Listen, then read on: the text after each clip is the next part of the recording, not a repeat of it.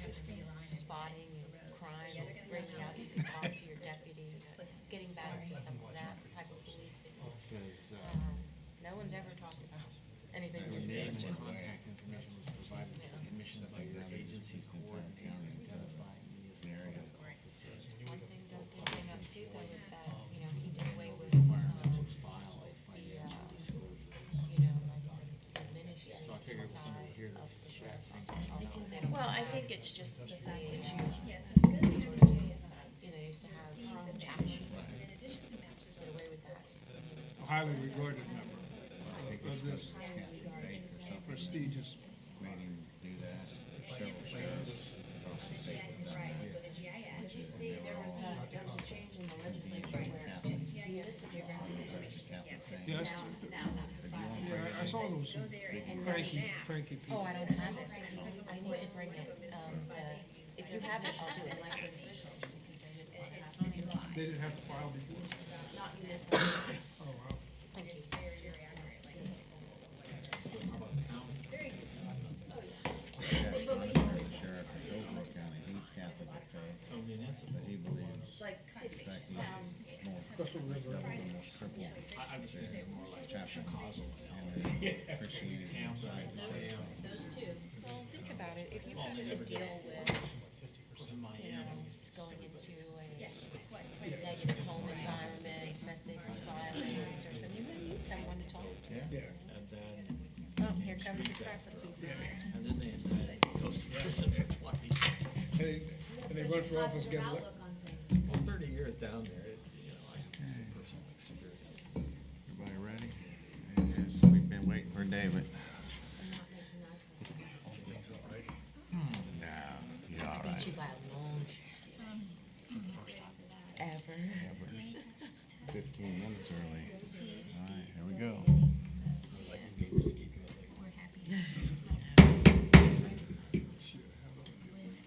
Good morning. This is the Citrus County Planning and Development Commission hearing for May the 2nd, 2024. If you'd like to join us at this time, I invite you to please stand for the invocation and remain standing for the Pledge of Allegiance. Dear Lord, please give us the grace to be understanding, patient, and tolerant.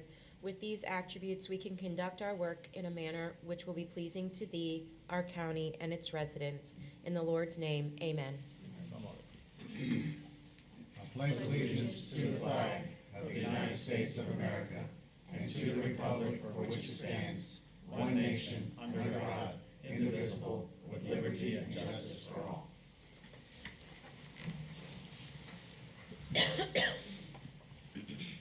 Thank you. For the courtesy of the applicants, the board, and those around you, at this time, please place all your cellular devices on mute. And may we get the roll call, please? The following Planning and Development Commission members are present. Chair Richard Barmez, James Royce, first vice chair, David Bramblett, second vice chair, Michael Facemeyer, Robert Shara, Kurt Stone, and Stacy Worthington. Thank you.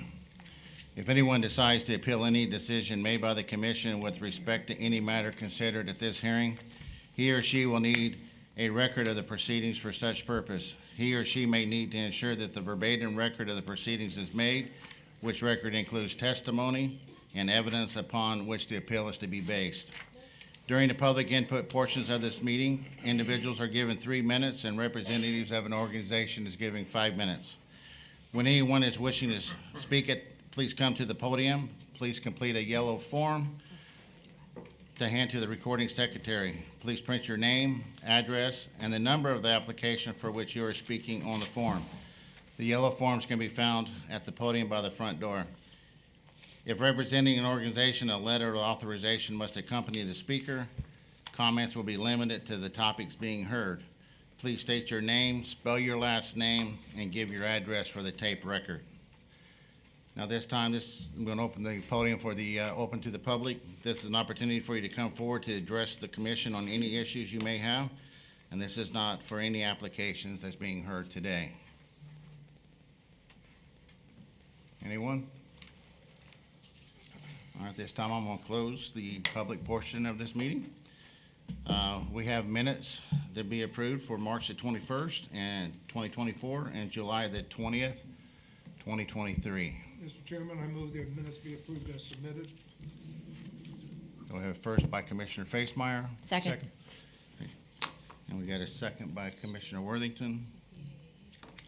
Any comments or any additions to the minutes? All approved, say aye. Aye. Aye.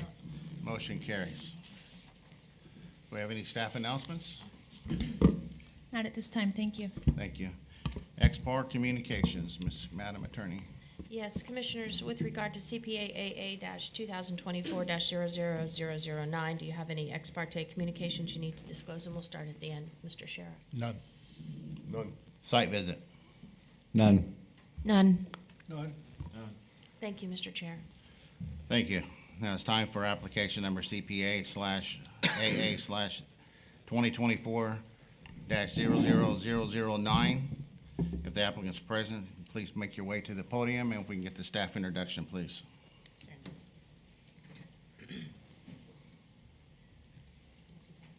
CPA AA 2024-000009 for Sid Baker, 8235 North Florida Avenue.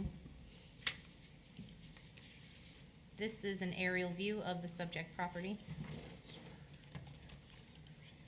Looking north on North Florida Avenue. Looking south on North Florida Avenue. Looking east across North Florida Avenue. Looking west on North Florida Avenue at the subject property. Thank you. Thank you. Good morning, sir. Good morning. It's your podium. I've had the property for Well, about, please state your name. my and name your is Sid Baker. I'm the owner of the property. And your address, please. At the property, Your address. my address is 337 Jack Pickle Road, Nashville, Tennessee. Great, thank you. Thank you. Please proceed.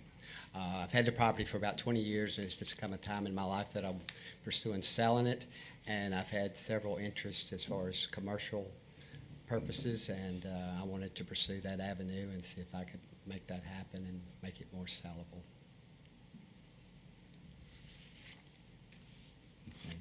That's it? That's it. Pretty simple. Yes, sir. Does the staff have any questions for the applicant? No, sir. Does the board have any questions for the applicant? All right, thank you. We Thank get you the very staff presentation.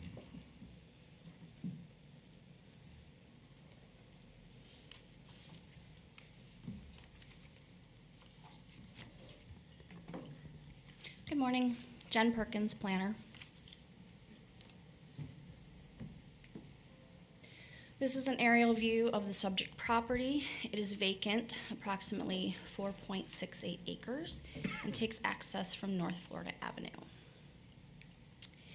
It is zoned rural residential. It is adjacent to the Withlacoochee State Trail and is surrounded only by residentially zoned properties or those designated for single family. The request is to redesignate this parcel from rural residential to general commercial on both the future land use map and the LDC Atlas. However, there is no use that is associated with this request, which makes it difficult to assess impacts to the surrounding community.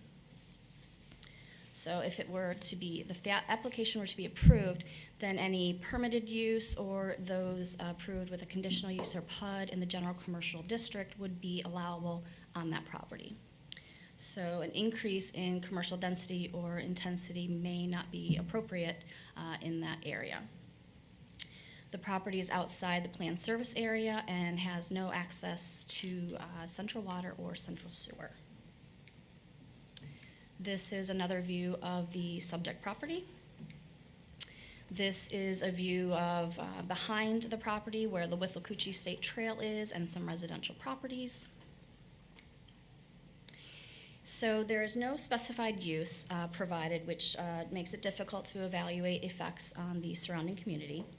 Concurrency has not been demonstrated.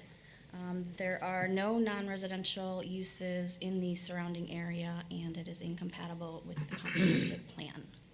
Thank you. Thank you, Ashley. Does the applicant have any questions for staff? No? All right. Does the board have any questions for staff? Tough crowd today. No. Thank you, Ashley. You're welcome. At this time, the public portion of the meeting will now be open. If there's anyone present who would like to speak on this application, please come forward to the podium. As a reminder, individuals have 3 minutes and an organization have 5 minutes. When speaking on this application, please address the board. If you have any documentation that you want to be entered into record, please provide a copy to the recording secretary.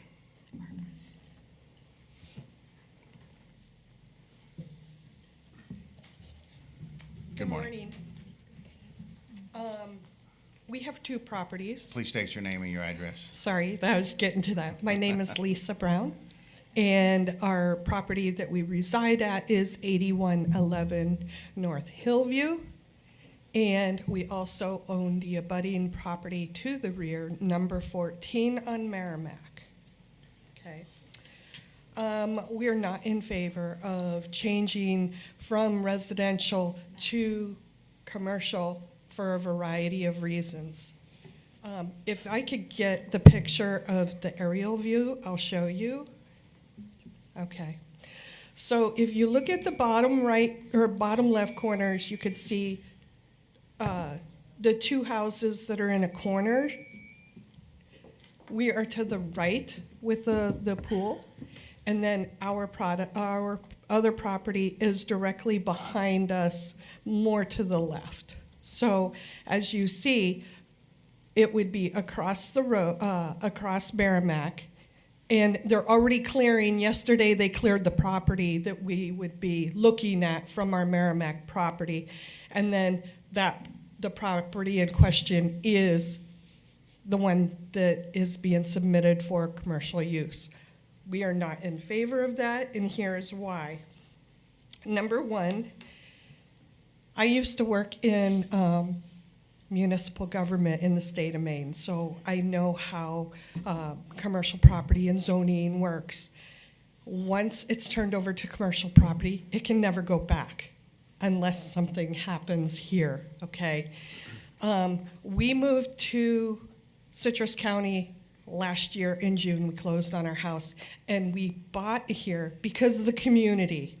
And the neighborhood that we live in, it's a community, okay? So putting a commercial venue there, first of all, there is no plan, so we don't know what it could be. Will it be an attorney's office? Will it be a machinist business? Will it be a convenience store? We don't know. I don't want that in our backyard, and we did talk to the neighbors who couldn't be here today because they have to work. So we're all on the same page. Then we have to deal with traffic on 41. And as you know, drivers today, motorists, are not patient.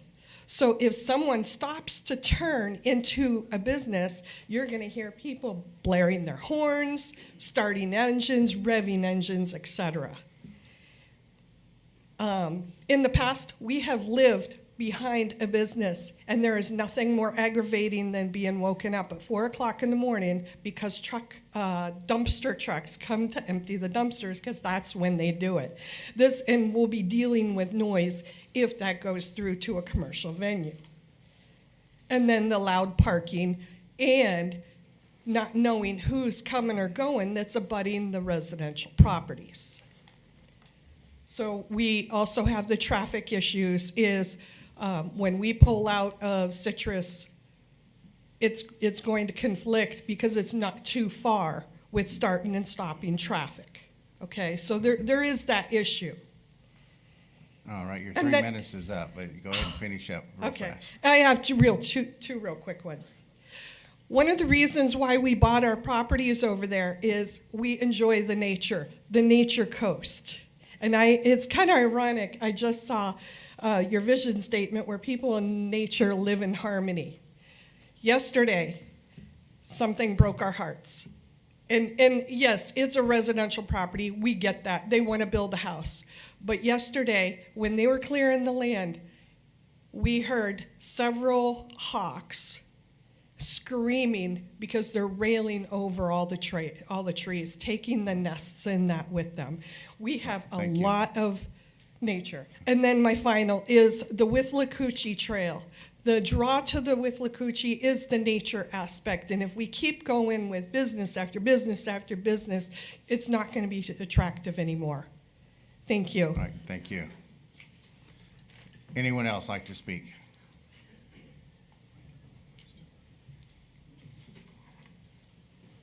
Good morning. My name Good is morning. Daniel Brown. I live at 81 North Hillville Avenue also. Ashley's summation is exactly what you need to consider. There is no definitive plan for this piece of property at this point. Zoned residential today, that's the plan.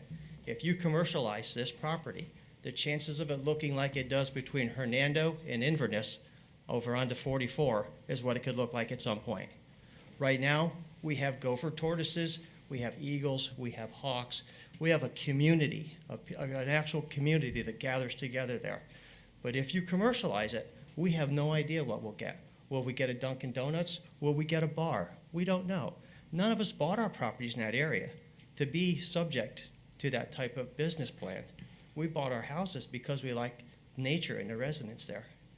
And that's what we would like you to consider today. Thank you. Thank you. Sir, Anyone else? Sir, can I get you to fill out a yellow form? Thank you. Thank you. Anyone else? Anyone else? All right, seeing none, does the applicant have any rebuttal to what you just heard from the public? No. Does the staff have anything to add to that? No. All right, so at this time, the public portion of this application is now closed. We'll bring the discussion back to the board. Mr. Chair. Commissioner Worthington. Thank you. Mr. Baker, this board and Citrus County takes very seriously changes in density and zoning. I am not in favor of upzoning a property with no plan just for the ability for you to gain a higher market value. I don't think it would be compatible with the surrounding neighborhood, and for the purposes of a motion, the Planning and Development Commission finds application number CPA-AA-2024-00009 inconsistent with the Citrus County Comprehensive Plan and the Citrus County Land Development Code, and that this board recommends denial of the application to the Board of County Commissioners based upon the evidence and testimony presented and the staff report and conclusions regarding this petition. Second. So we have a first by Commissioner Worthington, a second by Commissioner Facemeyer. We have any further discussion from the board? All in favor, say aye. Aye. Any opposed? Motion carries 7-0. Thank you. All right. Next is our OA-2024-00002. All right, this is a staff-initiated application. I've brought glitch applications to you before. This is not a glitch. This actually deals with a lot of items that have come up and a few requests from commissioners for consideration. So the items do not relate to each other. They're all completely separate. You did receive on, I don't know what color this is, orange yellow, from Gaston Hall with the Builders Association this morning. I've been in a lot of discussions with Mr. Hall. I do appreciate his input very much. So I will be talking about those as we come up to each one of those items. And he is here. He does have permission to speak from the Builders Association as well. All right, so I'm going to go through the ordinance, not just with this. That's the first PowerPoint slide. I didn't really think I needed a slide for everything. But the very first item is section 1800. You'll see removal of a statement that says, the presumption established by this section shall be rebuttable as part of the enforcement proceeding. Now, for non-lawyers like me, to put in layman's terms, this came up at code enforcement. An attorney used this and was successful in not having a violation correct. I'm very unlawyerly there. How's that? I did not go to law school. I'm not going to pretend to. But this sentence has been in there since 1990. The attorneys have cautioned we need to take it out. It's not accurate for how Citrus County conducts their code enforcement proceedings. Do I need to add anything more, Ms. Lynn? Okay, so that's that. Any questions on that one? I'm not an attorney, but it's not correct. So moving on to section 2500, types of uses. All right, I don't know why I had this slide first. There we go. All right, so what's happening is we are getting people coming into Citrus County from other counties and out of state, and they want to do metal buildings. And metal buildings are perfectly fine if they have a residential character in a residential neighborhood. That's not happening. So sometimes they're labeled barn dominiums. They have no resemblance to a barn. If they did, houses that look like barns, absolutely. So I'm going to show you some examples first, and then we'll come back to the language. So this is one that we have. This one actually is in the middle of Beverly Hills. It's actually a new part of Beverly Hills over where Sugarberry area is, if you know where that is, near the library. So this came in. It actually is a modular home, but it's in the middle of quite a few site-built homes. The residents are very upset about this particular item, and this is what it'll look like at the end. Right now, it doesn't even look like this. It doesn't have the porches and things on it. Here is another one that came in, kind of looking like a duplex. You can see the front elevation there at the top. It has the two bump outs with a open breezeway between them in a site-built residential neighborhood. And another one, the elevation on the top right is great. That would be facing the water. What everyone would see would be the street elevation to the bottom. And the stone and the door were actually inputted after when staff talked to them about it. What we're trying to tell people is it needs to have a residential character to be in a residential neighborhood. But our site review is constantly having to talk about this. We have one draftsperson in the area screaming at staff all the time that they want to know exactly how many windows and how many doors, and we're not going to go there. We can't design, and we're not going to for people, but it does need to have a residential character. And the one theme here seems to be metal warehouse buildings. And here is another one. You can see the front elevation. I don't think that most people would go down a street and think that this is a residential home. Inside of it, there is a residential unit. It's about 600 square feet, and most of this is storage. And I understand storage, that people are purchasing these to put in their RVs or their boats or their toys, whatever, and coming here when they want to, have a place to stay, and then leave. But unfortunately, for residential character in neighborhoods, it is upsetting quite a few neighbors. So here's the good of that one. So this is what it looked like when they submitted, and after working with residential site review a lot, this is what they finally came up with. More residential in character, no longer looks like a metal warehouse building, which is what we were trying to fight. So going back, how do we address this? Well, we don't want to say no barn dominiums. I mean, that is a style, and certainly not going to tell people they can't have a barn type style. Absolutely. So here's the proposal. Now, any elevation that fronts on a right-of-way not have prefabricated steel panels or metal material construction exposed. Now, that is similar to what we use for non-res, and it's just for where they front on the road. If they want to have it on the rear or the sides, whatever. So, first of all, exempted mobile homes. Mobile homes are not going to be able to meet this, we know that. But modular homes would have to meet this. Now, after some discussion with the Builders Association agreed, there are steel materials and metal materials that are used that don't look anything like steel. So trying to do that, the language below is not in your packet. That's something that we came up with talking about. Would have a visible metallic appearance. So the idea is not to get rid of aluminum siding. That's not the proposal here, but have the visible metallic appearance. So basically, if you have a metal warehouse and you're popping some windows in a residential neighborhood, that's not residential character. They would have to do some kind of facade facing the road to try to fit into a residential area.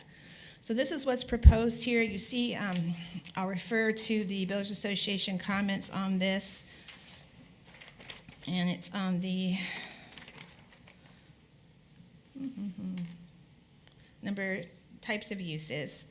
So just want to make sure aluminum is not, for soffit, fascia, and siding isn't prohibited. Absolutely not. We're trying not to say aluminum siding is prohibited, but visible metallic appearance is. So I'll stop here and get some input on that one. What do y'all think? Trying to deal with these poor neighborhoods that are getting these metal office buildings put in the middle of them. What if you have metal material construction or the metal look, visible metallic appearance?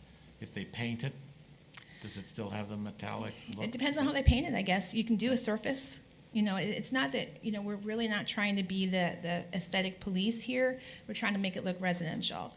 So if by painting a pod, a storage pod, that wouldn't be. Still pod. But if it's Right.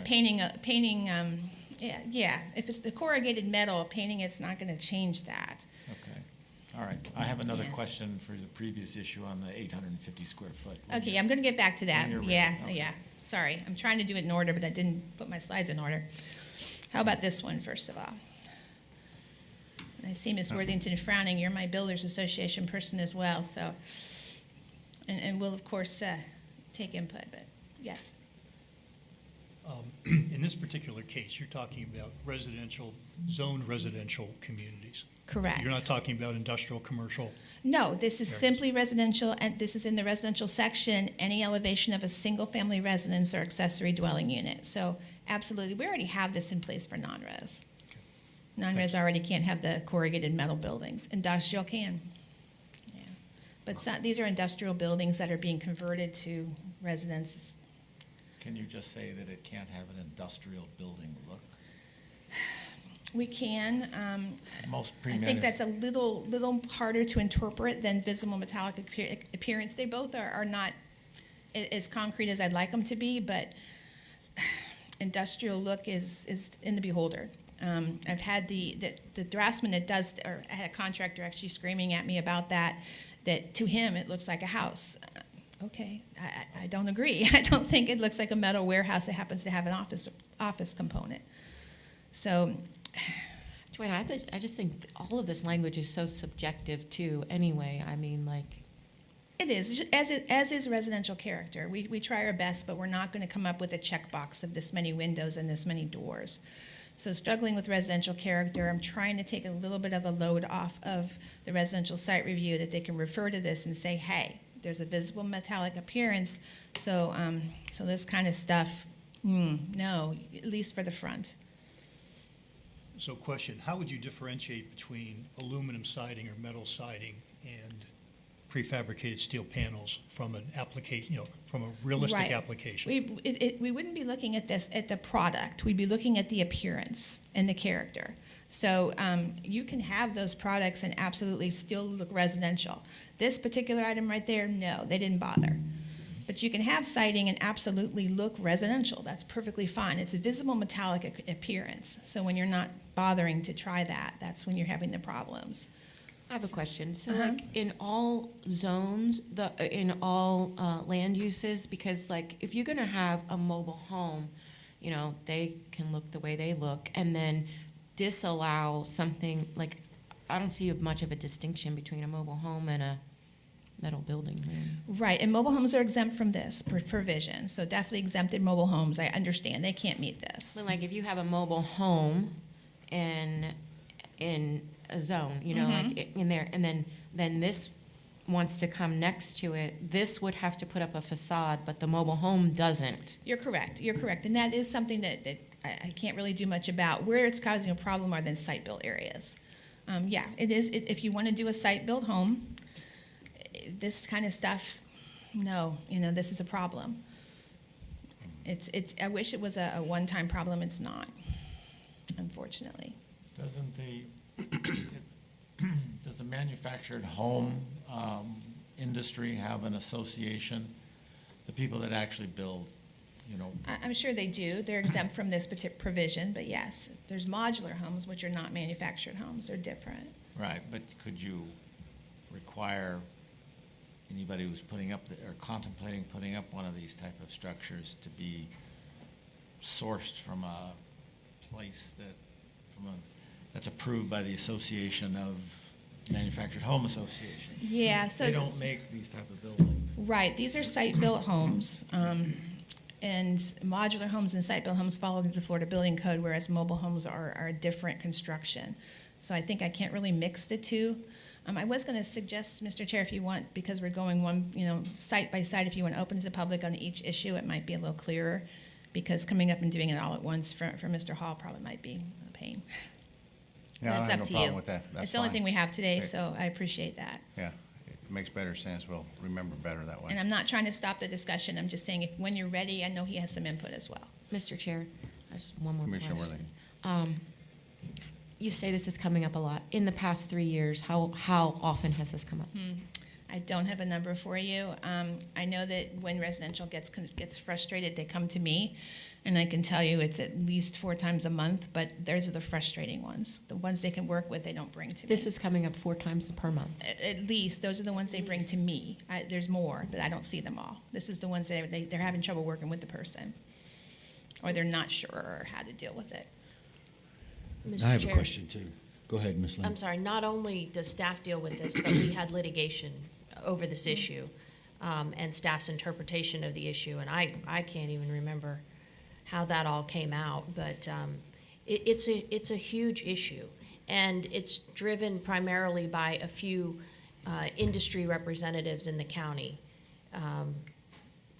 And, I mean, I hear it when I'm out and about in the public, why aren't you all letting this happen? So the idea of barn dominiums it's a big issue. And Right. There was also an article in the Tampa paper saying Citrus County is allowing pod homes. We're not really allowing pod homes. We're allowing homes that meet Florida Building Code, but we don't have anything to stop people from. Pod homes can be very attractive, and they can also look like this. So Joanna, is the intent to not allow industrial-grade buildings in a residential area? You're not addressing what happens inside the building. You said some of these buildings have storage, Absolutely. boat Don't want to storage, touch and the others. Florida Building Code or the required components. They can use whatever they want that meets Florida Building Code. It's the visible facade for the character of the area. We're trying to give it a residential character. So, if people want pink and polka dots, they can do it. But this does not give a residential character in a residential neighborhood, and I understand why people are frustrated about that. It meets the Florida Building Code for a residence. Eek, If it meets the Florida Building Code and you propose a standard that is a higher standard than the Florida Building Code, does that open you up for further interpretation and litigation? As long as we're not touching the Florida Building Code itself, I'm not at all saying this doesn't meet building code requirements. I'm saying that for residential buildings, they would have to meet a front facade minimum. There are deed restriction areas where this isn't an issue, but you're not going to see this in Terra Vista, but you're seeing it in Beverly Hills, unfortunately. So your focus is the front facade, Front looking out to facade, a right? right-of-way. Not trying to make people pay for rear and side, and you saw the one waterfront, and I can't really do much about it, but their waterfront was beautiful. It's not a pretty, it's a residential character, so when you drive down the street and see this, you're not gonna call our zoning office and say, why on earth is this an industrial building in the middle of our houses? And that's what we're getting. Mr. Chair, Commissioner Bramlett.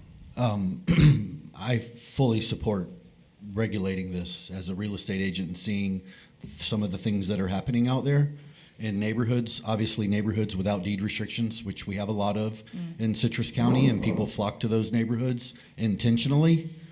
I have a question regarding the commercial facade requirements on buildings, the metal buildings. We currently have detailed descriptions that say so many feet, you have to have a protrusion or whatever the word Correct. is, and Right. some kind of facade. Is that correct? Yes, for non-residential, we do. You have to have offsets so many feet depending on the size of the building. You have to, absolutely. It's very, Right. very much detailed. I did not want to go there for residential. Why? Because their houses, people have different choices. Some want to do A-frames, some want to do straight flat roofs, some want to do old colonial. I don't want to get there. Our county is so different. Yeah, right.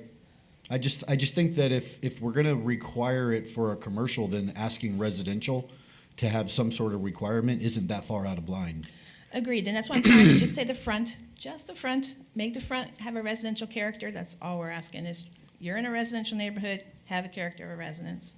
And this is the best I could come up with, but I mean, I open. would go as far as even to say, like, you know, and I know that it's obviously this isn't what the amendment is talking about, but if you're going to have like steel corrugated panels even on the side of a house, it's still in a residential neighborhood with site-built homes, it's incompatible. It looks like a garage. And It's that's not what fair to the other owners that already live there. Right. So if people, I understand why people are wanting to do this too. It's cheaper. I had a things are contractor tell me getting- I was really wrong and it was much more expensive. But Well, yeah, I it agree. depends. Yeah. Depends on the quality of the materials Right. selected, obviously, just like anything else. But for the aesthetics and the compatibility of the neighborhood, like if you're going to do it, then I think that we should be able to be a little bit more granular. That's my opinion. Like Miss Worthington said, the subjectivity of it is it so every time this is going to come in front of somebody, there's really and I get it from the drafting side of it too. There's really no black and white. It's a lot of gray. So you're saying, okay, you guys just have to make it look like a house. We're really not going to tell you how. Just make it look like a house in your eyes, and then bring it in front of us, and then we'll say, no, that doesn't look like a house. Right, and what I try to tell the draftsperson anyone that wants to do this is, if somebody's driving down your street, are they going to think this is a house? The draftsperson always says yes, but Yeah, right. will 10 out of 10 people think this is a house? No. I don't think 5 out of 10 people will think this is a house. It is on the building code. So I don't want to, I appreciate your comments, and I know that would be ideal, but I just think our county is so varied. You know, Floral City and Homosassa and Citronelle, I can't compare those. Right. And they should be. They're their own unique communities and should stay that way.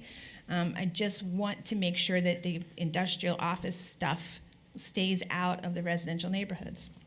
And then I have a follow-up regarding the container homes, because I know that there are some of those in Citrus County. Correct. I've seen them for sale. Some of the homes, the ones that I'm thinking of off the top of my head, they wouldn't be allowed then because they have that corrugated metal look. Just in the front, yes. Right. The front would have Even to have when a they're different putting facade. like shutters on there and Well, they're kind of dressing it up a little Right, if bit. it's not the visible metallic facade on the front, just the front. So the container homes I've seen, they're very skinny, and so the sides are where you really see the metal. It wouldn't apply here. It would just be that front area. The ones I've seen also have a lot of windows and porches out front, so I don't really know it's going to be a lot of that, but this is trying to stop the people that are just welding 2 pods together and popping in a window and meeting building code. That is a problem too. So then the subjectivity that's left with this amendment, the final say is who? Probably the land development director. Right now, that's how the final say is. So right now, it's residential character, and site review struggles with it, and I'm trying to give them a little bit of something to hang a hat on. Site review meaning permitting, like Permitting and building division, right, that reviews residential. Somebody could, obviously this meets the Florida Building Code, Yes, and it's, okay, it has a residence in it. But then site review permitting comes to you and goes, hey, what do you guys think? right. Now, they do a lot on their own because they've done these a lot. So, Right. so when they're pretty, yeah, it's really close, they'll work with the people. But when it's like this and so bad, they will bring it to me. We don't tell them, if you pop in 3 windows, you're fine, but we will work with them. What can you do to this structure to try to make it have a residential character? And they come up with ideas. Putting a tree in front isn't going to work, but you see the final here, they did put some grilling in front too, but like a porchy thing, and they put some facade, and they worked it out. There's ways, but yes, it is subjective. However, it's even more subjective right now. This is a little bit better than that. I would just say personally that I don't in a residential neighborhood, even that particular plan that's right there, and I know that whoever this plan belongs to won't like to hear this, but I don't even like to see those metal slats along the front. It's just a dressed up barn to me. That's all it Yeah. is. Yeah. I think, in my opinion, it should be more residential finishes, however, stucco the front of it, put some hardy lap siding, do something, in my opinion.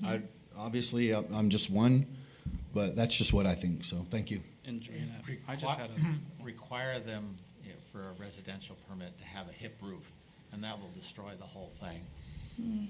Yeah, that's a lot to ask for. We also have to follow the Florida Building Code. Well, we're talking appearance now, right? But the hip roof would have to apply to. You can't outlaw roof styles. But you can mandate roof styles. I'm not in favor of that. Yeah, we tried that a few years ago in certain land use districts. It didn't go that far either. It's tough. Those are great ideas, though, and now you know why I'm struggling here with this. Do you want to open up to the public, or you want to? Yeah, Well, no, Mr. Chair, I just. go Commissioner ahead. Worthington. I'm sorry, we're not ready yet. Go ahead. I'm sorry. I just wanted to say, like, I get where Dave's coming from, but for me, in these non-deed restricted areas, I'm not in favor of imposing all of these rules and regulations on homeowners on their personal property. And I think that you're coming up with a reasonable solution to what this is. I mean, I think that this, as proposed, seems like a reasonable way to handle these things. And I don't think that we should, start saying, oh, outlaw this roof style and all of these different things, because people do like to have some individual character on what they want to do with their own homes. And so this seems like a reasonable fix to this problem. And I think, if we find it does not help at all, we'll come back before you with something. But this is an attempt to try to rein in what we're seeing more and more.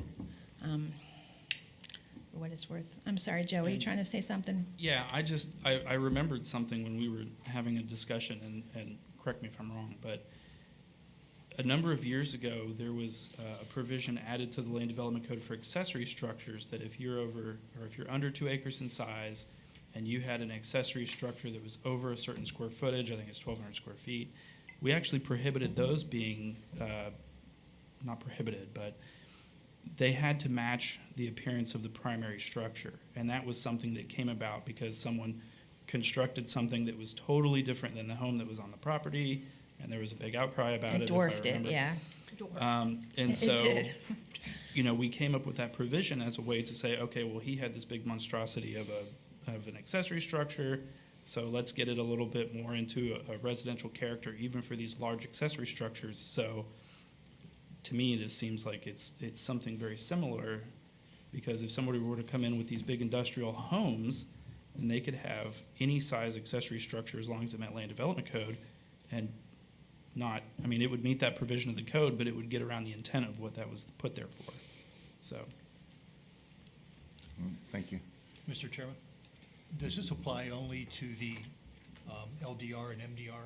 No, zoning this applies to any residential zoning. What I was saying is, a few years ago, we did try the hip roof idea in LDR and MDR, but that didn't go very far. But that was a different board, different world, but that was pre-COVID. No, this would not apply in any residential zoning district. It would not apply in commercial, would not apply in industrial. So to Joe's question or comment, if this was an RUR zoning, does this apply in that particular case? It would. And some of the ones you're seeing are in larger lots, some are in smaller lots. But that doesn't seem to be a matter. There's a lot in Crystal Manor, because there's a lot of land for sale up there. Haven't seen them in Pine Ridge, and I think that's because of their deed restrictions. Madam Attorney, did you have something to say? No, sir. Oh, great. All right, well, at this time, I'll open up the podium for the public. For this issue, and we'll go to the next issue. Yeah, we just want to discuss 2,500, and then we'll reside, and he gets 5 minutes.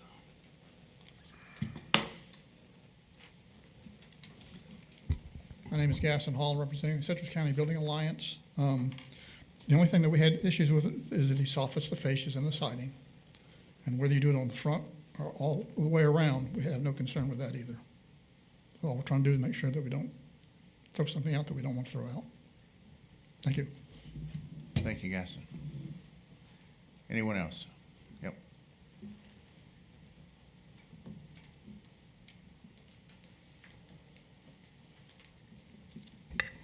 My name's Janice Murphy. I live at 2227 South Carnegie in Inverness. I'm a retired real estate broker, and if you allow this in a residential neighborhood, you will totally destroy the property value of anybody there. They've done something like this at the airport in Zellwood, where you can have your private plane there, and you can live in there or stay there on weekends. It works. It's on bigger property. It all looks the same, but not in a residential area. Thank you.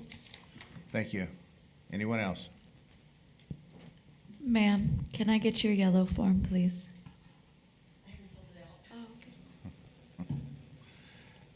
Thank you. Thank you, Joanne. All right, and to address what the last speaker said, we actually do allow these today, and we're trying to rein them in a little bit. So right now, this is allowed. It meets the Florida Building Code. Well, I'm gonna have to say, we don't allow them if they don't have a residential character. Yes, exactly. I apologize. Yes, I stand corrected. Thank you. And I think it's important to understand what the Florida Building Code requires and doesn't require. The Florida Building Code does not speak to appearance at all, or aesthetics at all. You have to have a minimum of, Gaston's here, so I'm probably gonna not get this right, but you know, you have to have a certain, cooking facility, sleeping facility, and that's pretty much it. A bathroom, bathroom. And so what we see is they're doing a 3,000 square foot building with a 400 square foot living area and calling it a home. So when you all focus on, as long as it meets the Florida Building Code, the Florida Building Code it doesn't speak to these things.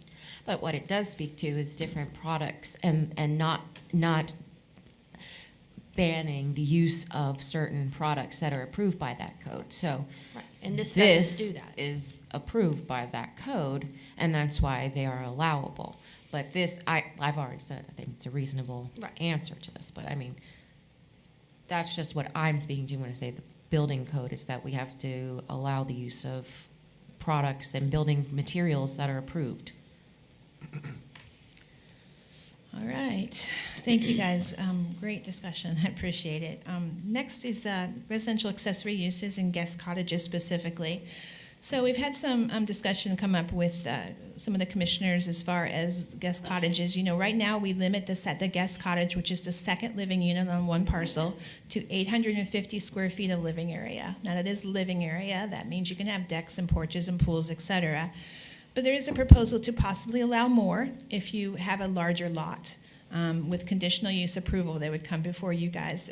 We did originally have that way back in the day. It did not work well. This would put this back to come before you for large parcels. I'll point out Mr. Hall says one at 5 acres. It's more reasonable. I don't know that 5 or 10, there's no scientific on which one. 10 acres is what we usually use for, we use that for a lot of our criteria. It's up to you. 1,500 square feet is not super large, but remember this is a second unit on a lot. So looking for comments on that. I have questions. Sure. So with the accessory dwelling unit, if somebody proposed a 1,500 square foot, but their home is only 850 square feet, what happens? The 850 would be the accessory, and the 1,500 would be their main So the house. accessory would basically, if the property and we've site. had that. They build a new one and want to keep the old small one. Okay, that Right. works. Yeah, you can interchange. Okay. And then my next question is, or it's maybe just kind of like a statement, but I think 10 acres seems excessive. Okay. It's very expensive to build, improve, clear. And I don't think things are ever going to really get cheap anymore and stuff like that. We have to create additional ways. I read about this all the time, like in California and places like that, where land is basically, there is no more land. You just have to tear houses down to build. I think that we need to make it easier for people to create additional living spaces. Kids are living at home longer. Parents are coming back home. Families are consolidating. 10 acres in Citrus County is a large parcel. That's probably a $200,000 piece of land. And there's not a lot of people out there that are going to buy a $200,000 piece of property, clear it, and then build a house, and then want their mother-in-law to move in and stuff like that and can afford. So I really, honestly, and I think 5 acres may be even too much too, really. I don't know. I think what would happen is the deed restrictions on areas that don't want to allow it would supersede what we're saying. But then in more rural areas of the county, why not 1 acre? Why not 2 acres, 2.5, 3, 4, 5? Well, they can have the 850. Right, for that second unit. They can already have the second unit. Why not allow them to have it bigger? That's what I'm talking about. Well, the idea is we're not trying to do duplexes, understood. They can currently already do it as long as it's attached with a breezeway, right? Guest living quarters. No, we don't do that. That was So a long time ago. does the accessory dwelling unit need to be attached with a breezeway anymore at all? It does not. It can be separate. It can be attached or detached. Doesn't Right. matter. It's simply how much living area, and the building official actually gives us that number. But it's truly just living area. I don't want y'all inundated by conditional uses for people on 1 and 2 acre lots. That's a lot because they're not supposed to be duplexes.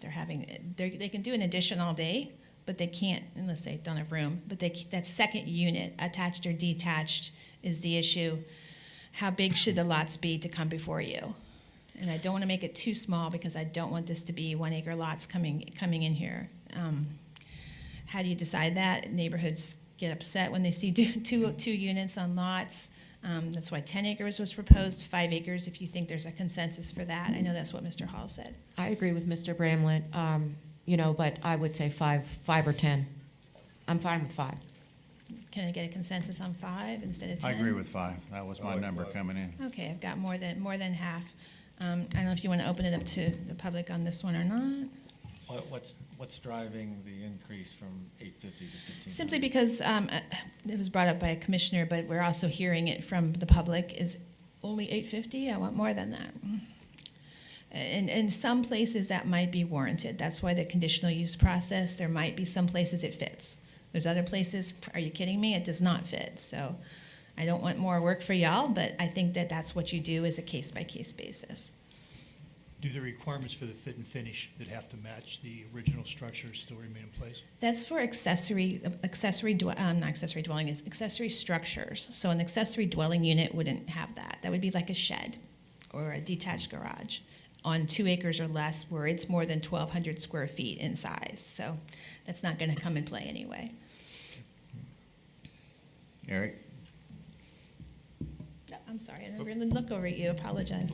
No, I just wanted to answer Mr. Stone's question. I can just think of one example off the top of my head where we had an applicant that it was an elderly couple, that they had a son and a wife and a child that wanted to move back onto their property to help them manage the property. So they were going to have to choose who was going to live in the 850 square foot.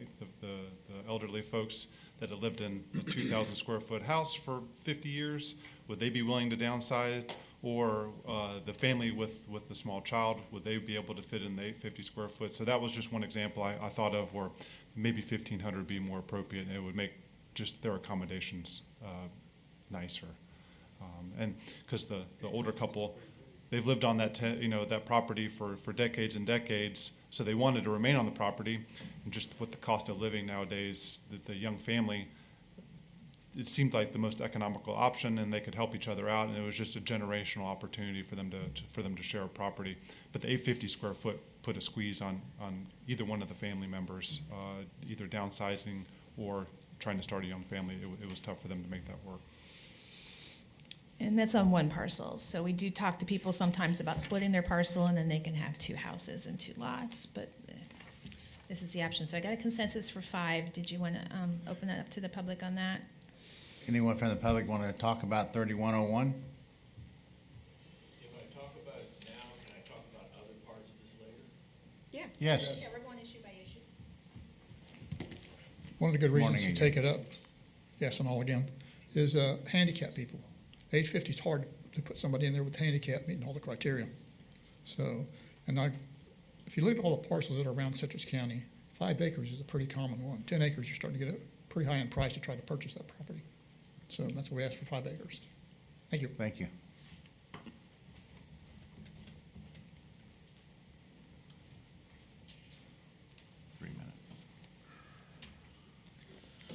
Paul Darty. I live at King B Street. You've seen me here before. Speaking to the issue she's talking about now, when you're talking about 5 or 10 acres and whether to put a guest house on them, in my opinion, 5 acres is sufficient. 10 acres is better. On my place, I have a cinder block building and a mobile home. And I bought one after the other. The mobile was owned by somebody else. I bought it, and I use it as a rental property right now. So I have the kind of situation you're talking about, and I would say, yes, you would want these people to be able to build something slightly bigger than an old single-wide mobile on there. I think that would be more appropriate if they have the acreage that you guys can agree on, 5 or perhaps 10 acres. Thank you. Thank you. All right, back to you, Joanna. All right, and he does remind me, and Mr. Landon did too, the 10 acres came in place because RUR and ag, that is the 10-acre minimum size, and we see this in rural areas more. We're also very cognizant that we're getting people trying to rent Airbnbs and rental properties, and we don't want to create rental farms, but that wouldn't in this case. So the consensus is to allow this, but with 5 acres. Okay. Next. Temporary uses. I'm not really sure why I put these in bizarre order. I apologize for that. And I don't have it. Okay, I thought I had a slide for temporary uses. All right, we'll go over it anyway. Temporary uses, section 3140, table 3.2. This is page 70 of your packet. And what's being proposed here, we currently allow construction-related trailers, and this is already allowed 1 year with 2-year extensions. That's allowed for any resident, any construction. It's proposed to simply be limited to non-residential. So what this is a construction trailer or a pod. If pods and construction trailers, thank you. 1 year with 2-year extensions is the current language. Residential, what we're having here is people dumping pods and then walking away and then coming back to do their permit 6 months. Or I'm going to use the pod as part of my construction and leaving it on vacant property. This is trying to stop that. By no means, Mr. Hall's comments about non-residential, they're already allowed to do this. They can have construction trailers for a year or another year or another year. We do those. We don't permit them. We just say you go. We look at where they're placed, and that's it. So that wouldn't change for non-residential. By no means are we talking about the life of a permit. We're talking about construction trailers and pods, not the actual construction building permit. So for residential sites, they are allowed to have pods. They're not really supposed to have construction trailers. They can have pods and construction-related items. We see this in code sometimes too. People dump their stuff there. They dump some boards there. They're usually owner-builders, and they'll come back next year. That's what this is trying to stop, is pods and construction trailers on residential. Still allowed, and non-residential wouldn't change. Permit times wouldn't change. Nothing about non-residential would change, but residential would. So a builder who is not an owner builder who is doing bad activity would now be prevented from having this as part of their abilities with their construction on residential properties? If it's a site-built home and in one lot, they couldn't bring a construction trailer. Probably shouldn't be anyway. If it's a plat, and that's what Mr. Haas' question was, and I think maybe I could clarify it, I didn't. If it's a plat where they're doing a whole subdivision and they need an office trailer, a construction trailer, a sales trailer, still already allowed, still would be. I wasn't trying to prohibit that. Well, I will say I'm not in favor of this because, I don't believe that we should limit people who are performing everyday activities, based on a couple of bad actors. So I wouldn't be in favor of this one. Okay. Go ahead, Mr. Facemeyer, I'm sorry. In practice today, do developers, larger scale developers, and we've had several before us recently, they would have reason to utilize trailers, pods. Correct, and I would expect them to. Do they do that today, and do they ask for extensions? Or do they just kind of do it? They kind of do it, because we really don't permit them, but they could. And if it's questioned or somebody complains about it, then we can absolutely grant the extension. Well, really where my thought process is, you have a small scale project going on somewhere, and they say, Citrus County requires me to get 2 1-year extensions for me to continue, but yet this big guy, you never touch. So I can see a potential challenge there. Well, this is existing language for non-res. Nothing's changing. This is only for residential sites. So this would be somebody doing a single home. They could not bring in the construction. So it doesn't apply to one of the larger developers? It's not that it's a larger developer, it's a larger scale. So if they're building an entire subdivision, it wouldn't apply. If they're in the middle of a neighborhood and building a lot, it would. That's the intent here. Already non-res can do it all day, and so can plats, so can subdivisions. They're trying very hard to work on the Canto Preserve up the street. When they start with their phases, it's gonna be hundreds of houses. They're gonna have a construction trailer, and they absolutely can. And No, I technically can be understand there that. for up to 3 years. I understand they can. I'm just trying to anticipate the argument that you require that on one project, but not another. It's not that we require it, it's just they ask and get. And that's some Mr. Hall mentioned too, is do we charge for that? No. It's I want to put a construction trailer here, we just check it for setbacks and we're done. So But this basically- understood. Go ahead. Sorry, this basically would, on a single lot, single home, a stick-built home in my Mhm. terms, this would prohibit them from bringing a trailer on for on-site storage. Correct, until the house is built, yes. And then once the house is built, you're assuming any storage is inside. It's typical residential storage criteria, yeah. And what do we do now? Right now, if they have a permit, they can bring on a pod, they can bring on piles of lumber, and we'll see them when we see them. Now, not everybody is a bad actor, as Ms. Worthington has pointed out. This is basically because of a few bad actors that she's correct. Well, in the duration of building a normal stick-built home, that kind of storage is relatively short-term. It should be, it should be. Can you put a shorter-term limit? We could, and I thought about that, but I'm not really sure what's reasonable. You know, when you're an owner-builder, sometimes you can only work on it on weekends or, whatever. So I understand that, and I struggled a little bit with how long you can have it on there, so I just said, don't put it on there. If you're in active construction, you're on active construction. It's the pods that are left there for long periods of time. Well, what about reducing it from 2 one-year extensions just to a 1-year extension? Like having it just 1 year for residential? Yeah. Is that what you're saying? We could do that. I mean, if you can't build it in 2 years, then you have to find a different plan. Right. Yeah, I don't think, yeah. The problem is the pods themselves being there for long-term. I don't know if putting in 1, 2, and 3 is gonna take away what the problem is of people just dumping them there, but understood. So, curb allowable with active permit up to 1 year with 1 1-year extension for residential and 2 1-year extensions continued for non-res. I'm not trying to touch those. That's possible. Commissioner Bramlett. I think that we need to be very careful with the wording because construction trailer is very vague. Because in my mind, at the job sites that I'm a part of and have been, a construction trailer is a 6x12 enclosed trailer that carries tools and cords and things like that get locked up.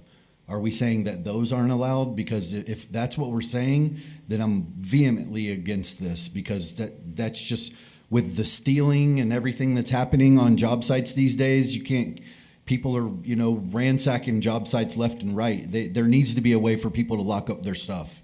Okay. Well, that is exactly what it's trying to prohibit, is the people that are parking there and not doing any work on their permit and putting them there. And of course, I see them in code enforcement more than I probably would like to.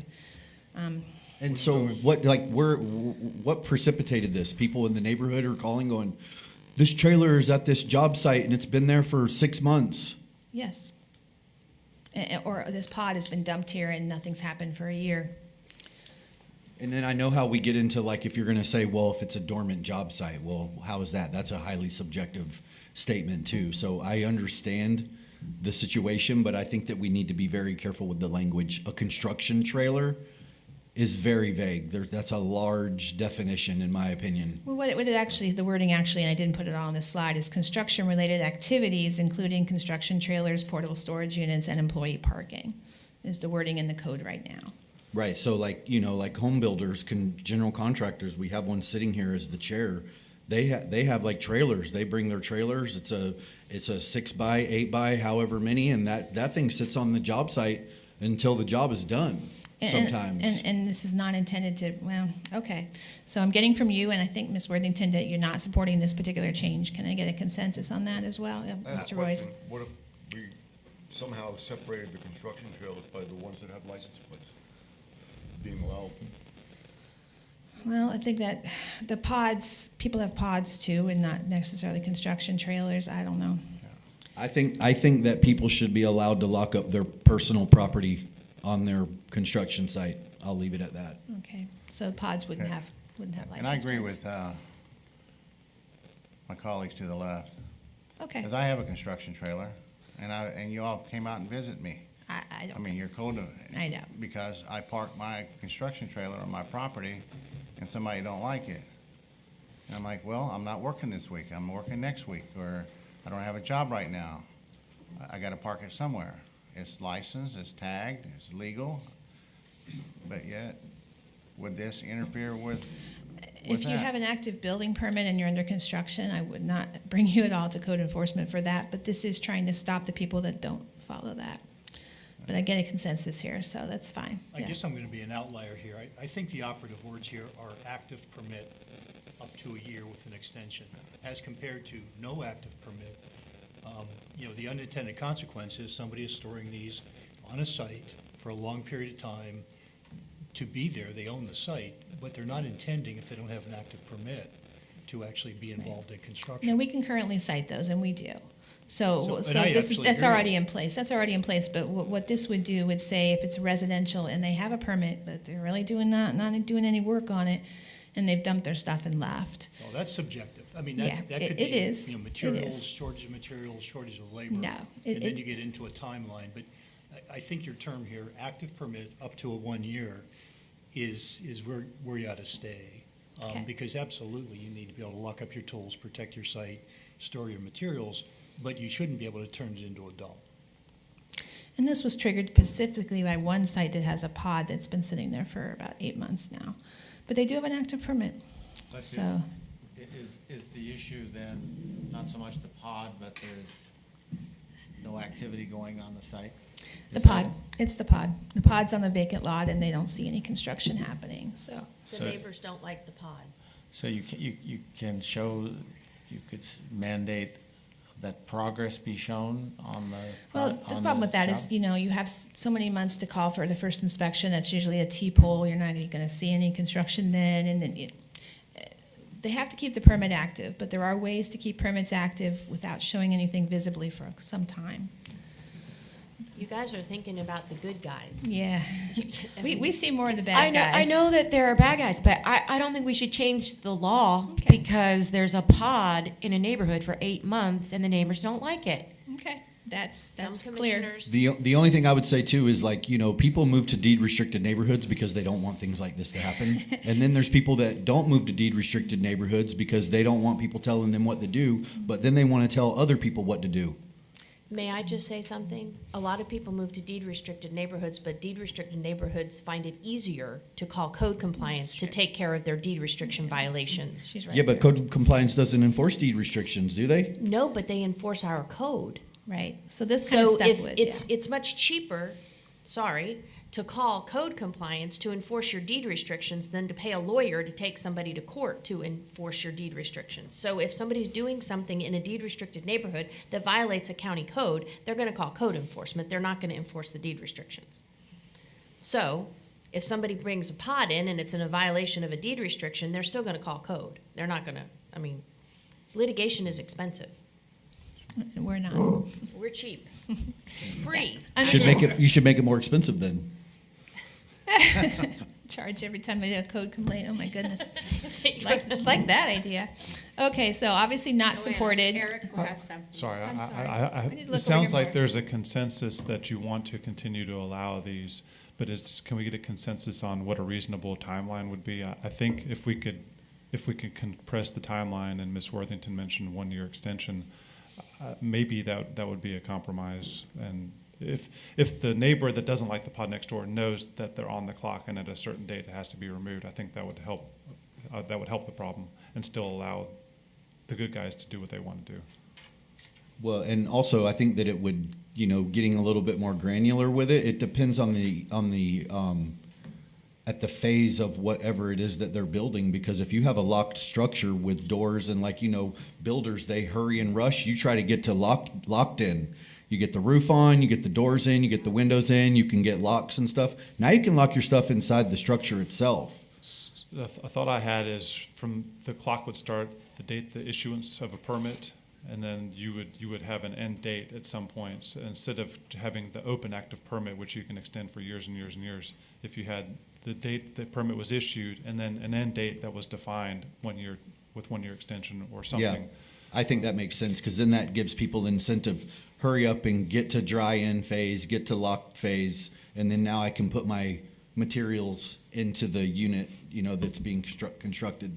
So rather than prohibiting on residential, we could have that for up to 1 year for an active permit for residential, and then non-res would continue with the 3 year up to. Let me ask you this, how many times has somebody came, they've extended it twice, they want to extend it a third time, and we've I allowed don't that know. to I happen? don't even see those. Does that happen? Oh, yeah. So the extension period of 1 year, 1 year, 1 year. Oh, really- this? No, I'm sorry. Not this thing of building permits. No, it's rare. Most people don't even ask for it. They just do it. Until Because they there's no permit process here. This is just approval, and the way the table's set up, it's okay. I think what Eric was saying, though, is that instead of active permit, to change it to 1 year after permit issue date, and then with a 1 year extension, rather than saying active permit. Yes? Right, and that way, if someone complains about it, you can go back and look at whatever date that permit was issued, and then you have a defined date that it would have to end, instead of just keeping it open based on if the permit was active or not. Right. What you're saying is the same. Active permit would be from the date of permit is issued. That's active. It just can't expire and stay expired. But we're talking owner builders or We're talking construction? residential, which is when you need this kind of time frame, and it's usually owner builders, yes. But you want 1 year or 2 year then for residential, not prohibiting it outright, but 1 year permit issuance or renewable up to one. Nobody's really, like I said, there's not a process to apply for this other than asking for it. Mr. Chair, Madam Attorney. if I might, you guys, if you think about a real builder, a real contractor, somebody who makes a living building houses, they want to finish the house as soon as possible and get paid. Right. So those people, the ones that you're thinking that are going to be harmed by this, that have the construction trailers, a real contractor with a construction trailer isn't going to let it sit out there for 2 years because they want to build the house, get their money, and move on to the next. So just try to, these are not those people. These are the people who are purposely trying to do something they shouldn't. Well, that is, but at the same time, you're talking about removing it completely. I'm saying leave it in, but only for a specified period of time. I'm saying not to only allow it on commercial sites. And that's what, I got a consensus, that's fine. So how long of a period is appropriate for residential? Non-res has the 3 year.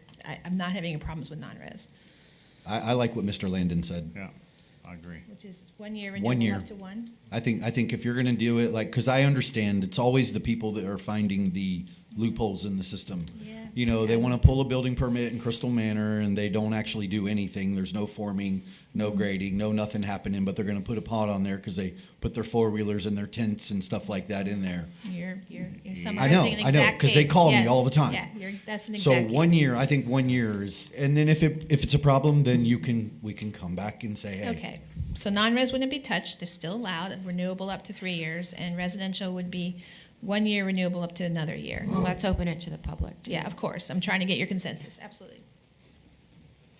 Mr. Chair, we open the public. Yep. And we'll open up to the public again for this issue.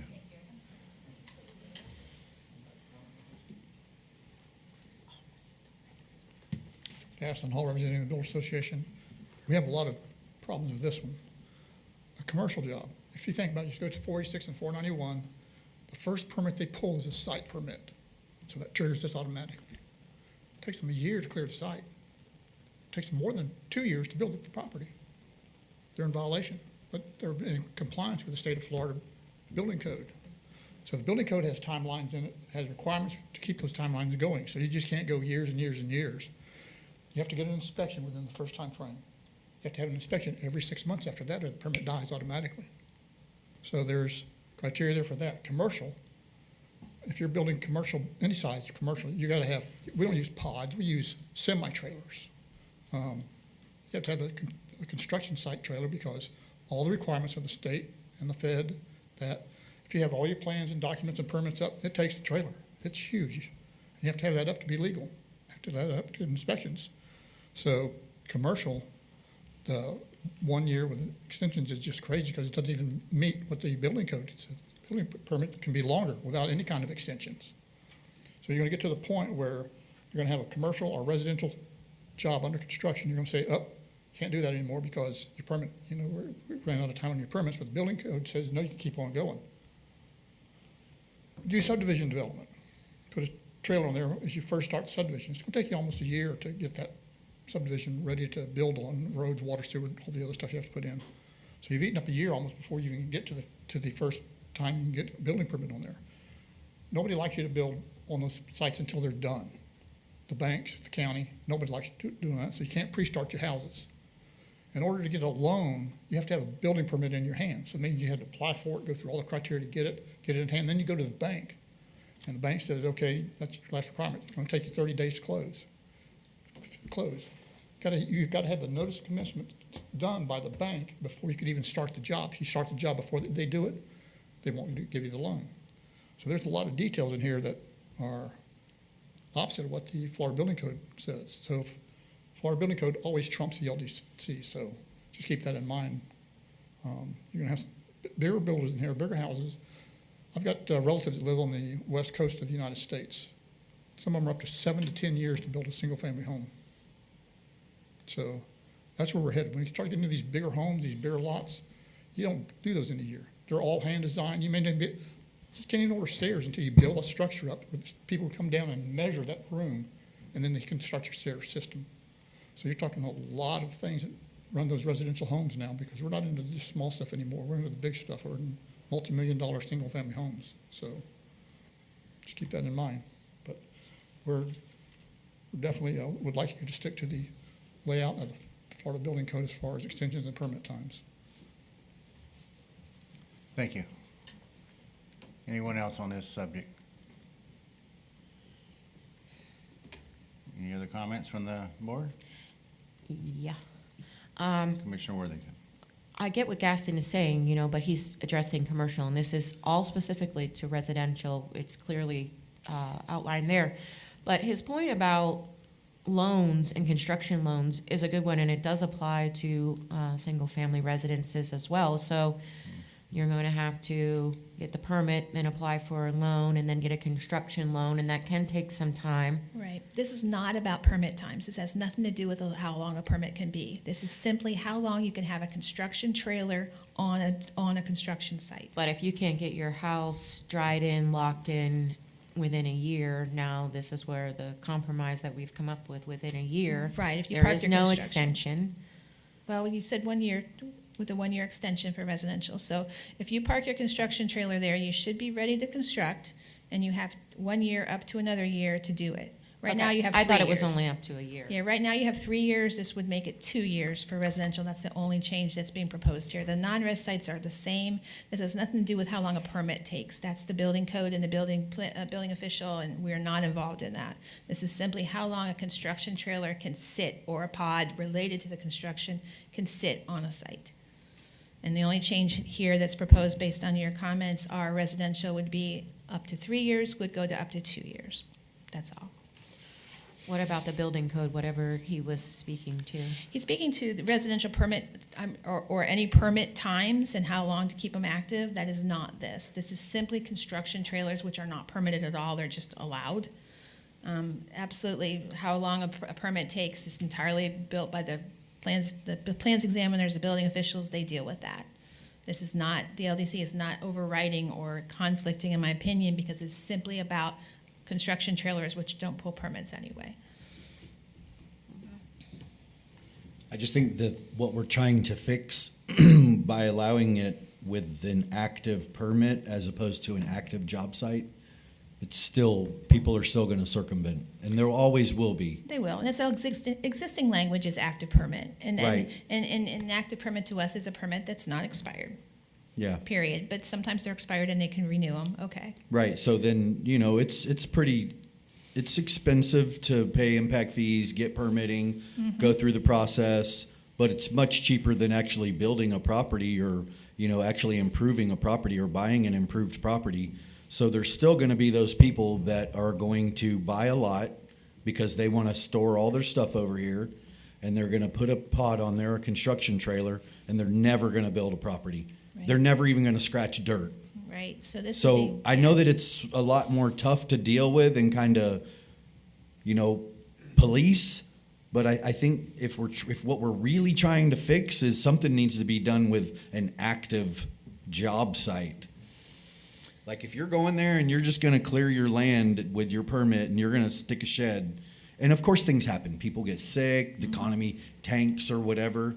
But if you haven't even driven a nail on your property and we're going to allow them a 1 year and a 2 year, that's the issues that we're dealing with. And I don't know that this really fixes that. It doesn't, but Mr. Hall was correct, and Ms. Worthington, that the building code will, because there are time limits on how long you have to call for an inspection. So those will kick into play eventually. So this helps us on a code enforcement side by going from 3 year to 2 year for those pods dumped on vacant land, as long as they keep continuing to renew the permit. And then I think he said it was if you don't have any inspections within 6 months, the permit. There's ways to extend, but there are limitations. And then to so that. you guys would have to, whoever's going to be policing this would have to know. We'd have to look and see if it's an active permit. Correct. And with our new system, we can't always tell, but we ask the building official. Okay, They'll take all a right. look at it. Mr. Chair, Madam Attorney. one other thing to think about, what we see in code sometimes is there will be a complaint that there's a pod on a piece of property. And it goes to the special master, and the fix before the special master is to go apply for a permit. So then they already have this pod sitting there for X number of period of time. The neighbors finally get fed up, they call, they come to code compliance, and the special master says, okay, go apply for a permit. So then they apply for a permit, and then that same pod that's already been there is now going to be there for maybe 1 year or maybe 2 years, because they can, so people game the system. That's another aspect I don't think that Joanna mentioned. No, Mrs. Kinder. All right, so consensus is the only change, non-residential is exactly as it's currently worded. Residential would be active permit with one year extension, 1 year with one year extension. All right, moving on to section 3150. This is fences, hedges, and walls. You'll see the strike through here. The conflict here is the definition of visibility triangle in this particular paragraph conflicts completely with how it's worded elsewhere in the code. So this is an old remnant no one picked up when we did the fences. It's just referencing visibility triangle definition as elsewhere in the code, not the specific old, outdated definition. So animals, and Liz, you're gonna have to help me because I seem to have trouble here finding the right one. Mr. Chair, might I, where elsewhere in the code is it defined?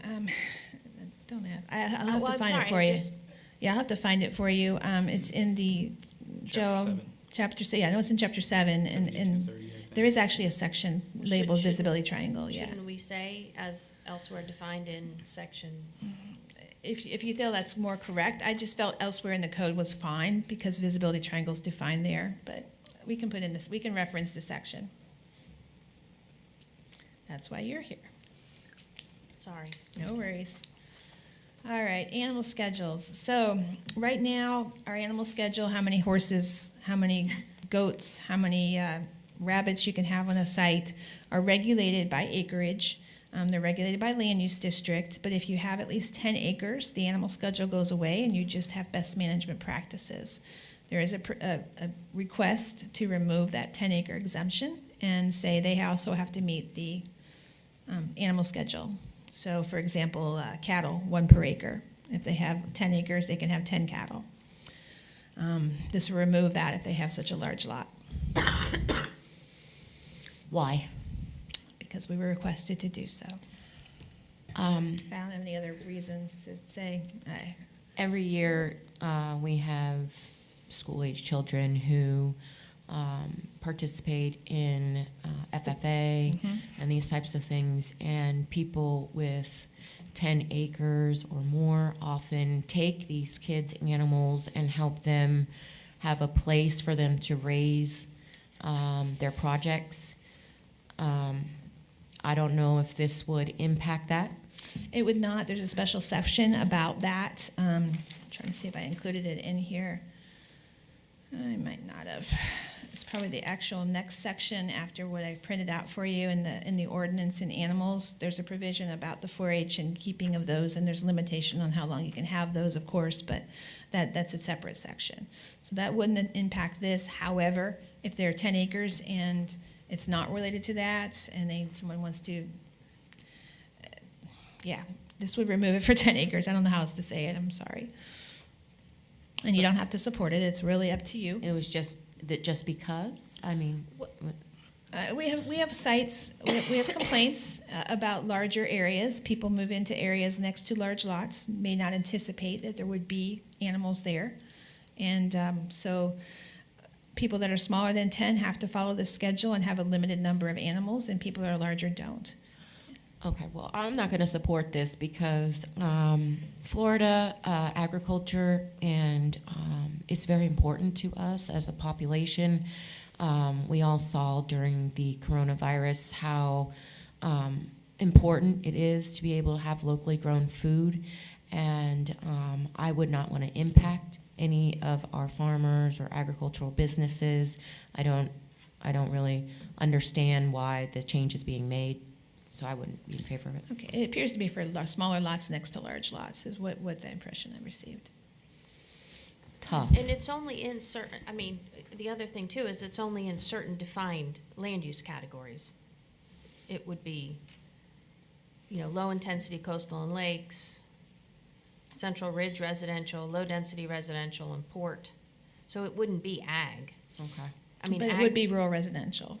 But right, not, it would not be, ag. and I think that's the issue, is a rural residential lot that's, 15 acres abutting a subdivision where folks abut. The backyard, I'm just explaining I know. I what the understand. reason is, or what I understand the reason is. So the lots that abut that large acreage, even though it's not ag, some people have 40 horses on their 20 acres or their 15 acres, and I think that's the issue, especially when the 40 horses are being kept on a small 1 acre or 2 acre portion of the 40 acres right next to the residential and causing nuisance type,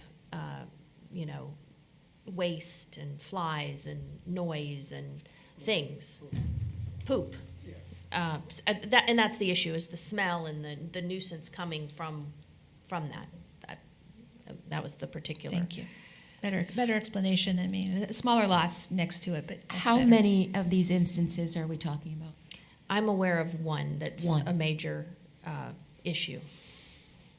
That's all. I would say that we're probably, if we change something like this, we would be dealing with much more of it because, as we all know, especially on this panel, there's a lot of subdivisions that are going to be built near a lot of agricultural people where they have grazing land. It's happening. I don't. What does who oversees stuff like that? Like Agriculture, Department of Agriculture. What are their standards? Well, it's best management practices currently. Right. So Is that what we follow? That's what those folks that have those animals follow.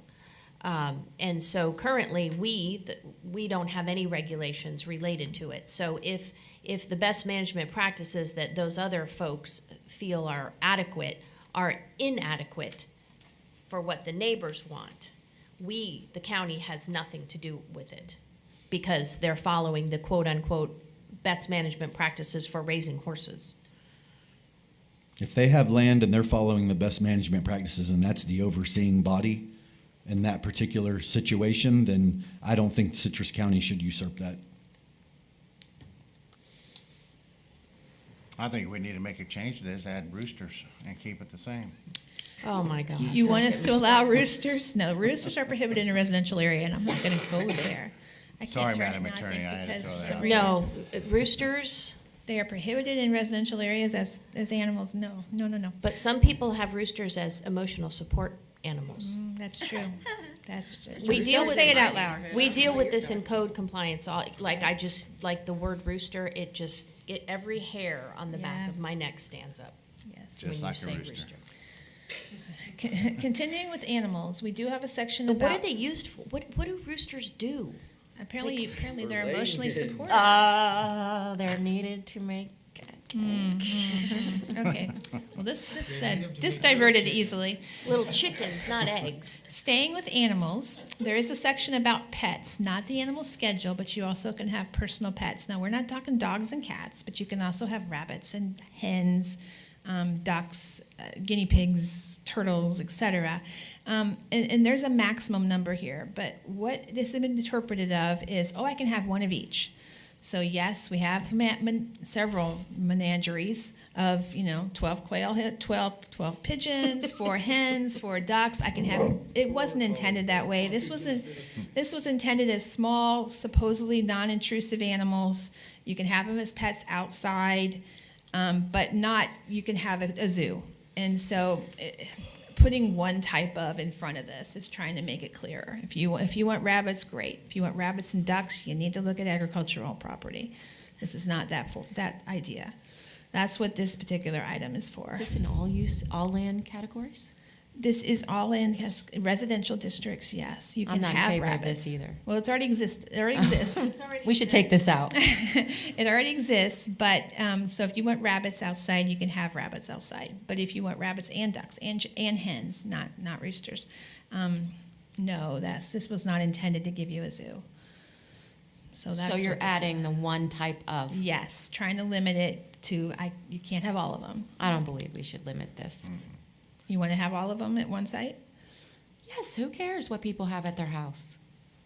It's Do we not have like a People land have- size, like a size of the lot? No, it's simply residential districts allow these, but Like the a intent. quarter acre lot, and Yes. you're gonna allow all of Already these on do, there? already do. already, yeah. Yeah, and we're just trying to restrict Trying to that. restrict it to not every single one, but Well, then pick maybe one. Not in all residential districts. This is an exemption from the animal schedule. If you can't meet the animal schedule we just talked about, okay, you can have these certain supposedly non-obtrusive animals on your residential lot, but not all of them. If you have 5-10 acres and you want to have ducks and chickens, You're on the animal schedule, and it's fine. Yeah, you're fine. But if you've got a quarter acre, you're Yeah. not in the animal schedule, you don't have the 2 acre minimum. So you can possibly have ducks or rabbits here, but you can't have both Okay, so to help me understand, the animal schedule is 2 acres or more. on those land use districts, right? And RUR, On it's those 1 acre. above land use Right, RUR is 1 3730. acre, right. And a house. And this is, just to point out, this is outside the home. So Yeah, these if are outside. If you had- want to keep turtles well, inside, you you typically go. have ducks and chickens outside the home. You would be I know some people who bring them. surprised. Support roosters, live in the house. Yeah. Yeah, What- I what- definitely, What about other something, types of animals?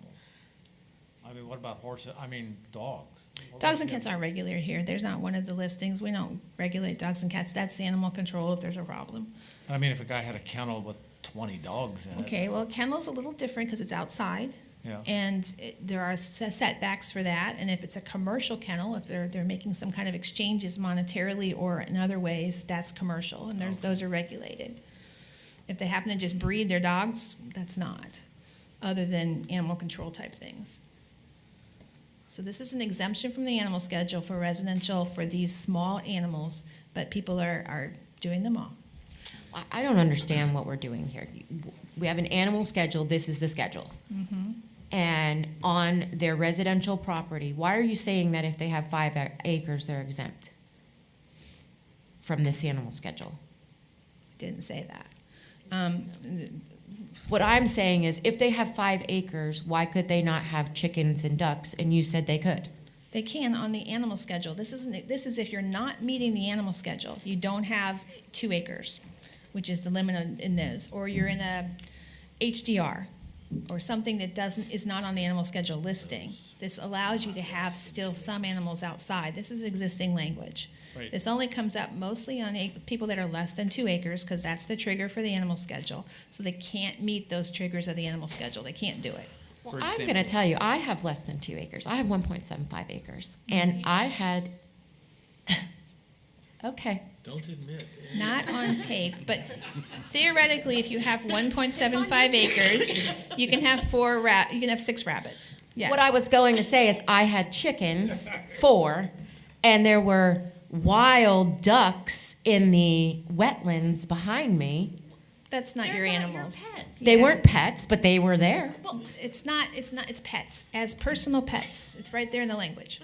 We're not going to go out there and count some geese flocking, flying overhead. It's personal pets outside of the residence when you're not meeting the animal schedule. This is existing language. It's already there. But what people are doing is interpreting they can have all of them. And I'm just trying to stop that. That was not the intent. What if we take it down to 1 acre, the animal schedule, under 1 acre? What do you mean? Like, the animal schedule would apply to all residences under 1 acre in size. That triggers You're it. meaning larger than 1 acre. Larger than 1 acre, yeah. Right now, it's 2 acres. Yeah, right. Right. And it's only in those land districts though, too, remember? She said all. No. No. No, this is all. This is if you're not meeting the animal schedule, you can't meet it. So I don't have 2 acres and I'm not in LDR. We're talking about two different things. Yeah, so I'm in RUR and I don't have an acre. I have 1/4 of an acre. I can use this. If I'm in RUR and I have an acre, I'm on the animal schedule. This doesn't apply.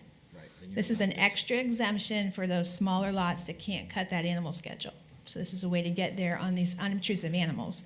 It's all existing language and it's utilized. But the idea was not, and you can have all of them.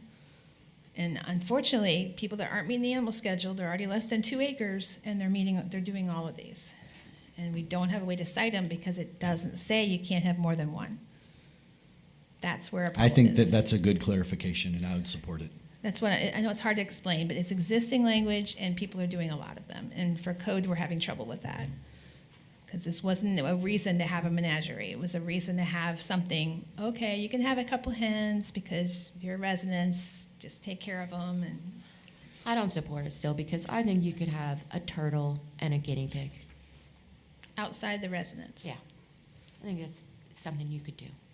So I'm thinking that maybe in other words, instead of saying 1 type, maybe have a total limit. So you could have 1 duck and 1 rabbit. Yeah, the problem is that the maximums aren't the same though, so that's hard, yeah. Maybe adjust them. We could adjust the max. Yeah, it's hard to, So who enforces this? Code enforcement or? yes. So Joe Smith calls up and says that I have X amount of chickens or a rooster, then they come out and then they tell me Joe Smith down the road called and complained on you. Nobody's gonna call and complain, so who's really enforcing this and who's really? The code enforcement enforces it. It's based on Well, complaints, I and get that's it, how they come code out enforcement once, but then operates. I solved that problem, and then the neighbors, they're not gonna call back, cause I'm gonna go down and say, hey, Joe, why'd you call on me? And that's what's happening in the county right now. Oh, yeah, that's code enforcement, and that's. Mr. Chair, that you're singing, like, I just don't see a change. code I don't see why we compliance should isn't change what it. people think it is. And it's, some people say it's nonsensical, but it's the best that we have. We're trying. And so, quite honestly, until somebody complains, they can have whatever they want. Right. You I'm okay with complaining, it's just complaining and having to give out all the information before code enforces, that's the problem that I have with this. The state legislature made sure that that change was put into place. Well, because then people would just anonymously call on everybody. You Right. could just, It's your true, you neighbor can see mows the his lawn intent. at 7 in, you're gonna call. Yeah, that's the intent, but the You gotta state, have the a state makes us do Constitutional it. right of due process. I understand that, I understand what you're trying to do also, but I really do believe, and I can't even understand how anyone would know their neighbor had a guinea pig and a turtle outside in their backyard. I don't know how that happens, but I think that those two animals could coexist on a smaller lot, and I mean, if this list was cleaned up maybe, and it was, like, what mess and what noise do turtles and guinea pigs make? Well, it's not exactly that. It's when you complain that your neighbor has done something that they shouldn't have done, and they go to code compliance, then that neighbor all of a sudden can see into your backyard and sees that you have too many. I get it. It's neighborhood feuding. But these that we have animals to- could coexist outside. But I think, is this for this number of animals, or is it for the guy that raises 1,200 guinea pigs on his backyard? to sell. You know, I mean, you can, the code enforcement then could go, well, you can only have 6 of them. But Right. it's not for normal people that have 6 ducks and 2 rabbits and a guinea pig. And that's exactly what's happened. What he's talked about is there was somebody, not more than one, that had a lot of them, a lot of rabbits, but also a lot of hens. So, oh, well, I can have 6 rabbits and I can have 4 hens, and so, you know, understood. Guinea pigs and hamsters, I'm not really even sure why they're on here. You're right. But Take them off. we can take out the small see, the problem with the tortoises and turtles, the word small, you have the giant tortoises that people get too, so. Is it more like, were we dealing with just like neighbors feuding, or are we dealing with nuisances?